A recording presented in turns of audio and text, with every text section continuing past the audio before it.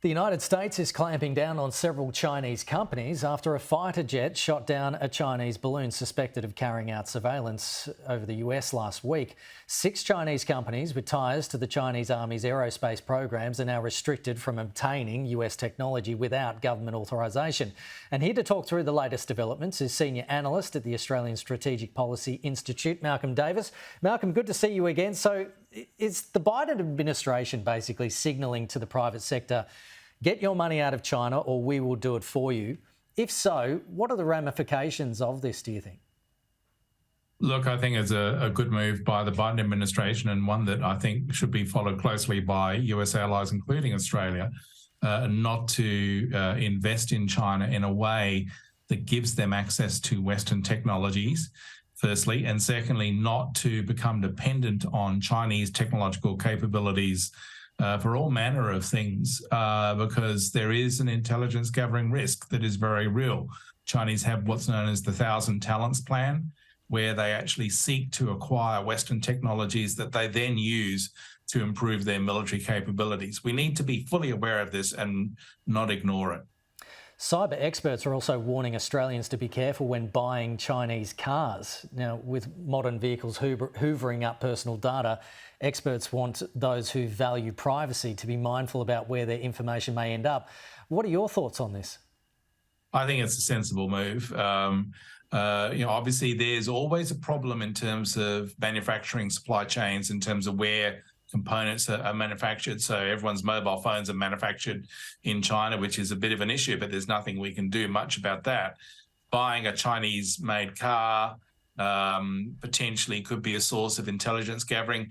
I don't think it's really an issue for the average person, but for people who are involved in national security and strategic policy environment, or Department of Defence, Department of Foreign Affairs, look, I think that is a consideration. You do not want to be driving in a vehicle that is also actively monitoring your phone, your conversations, maybe tracking your position. That's, I think, a significant concern that people in certain professions should be aware of.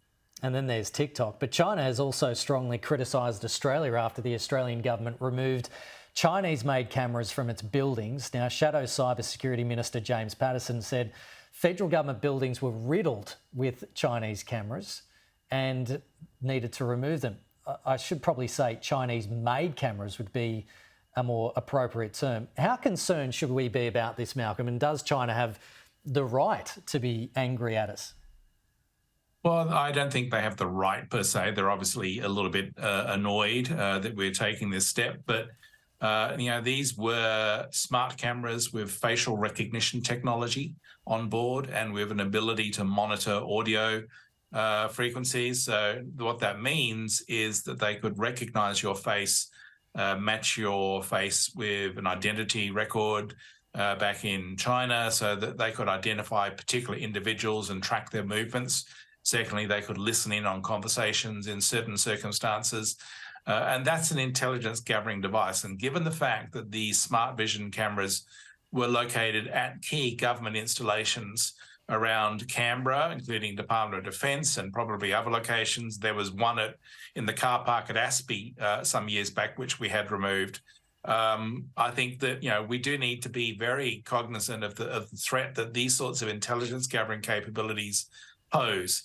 The ability for the Chinese intelligence community to monitor our movements and our activities using these sorts of technologies. Just turning briefly to the Ukraine-Russia war, the head of Russia's Wagner mercenary group says it could take 2 years for Moscow to control the 2 eastern Ukrainian regions it currently occupies, but there's internal pressure on Putin to get it done within a year and to clearly define what Putin's objectives are.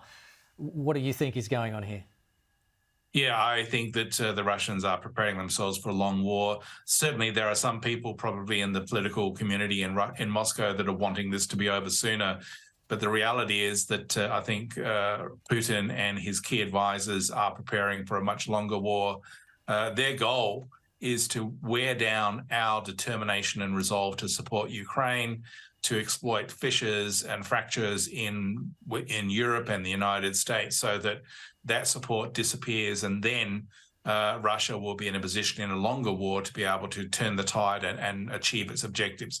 We can't allow that. So therefore, we have to ensure that Ukraine wins quickly and decisively, and that includes retaking all Ukrainian territory, including Crimea.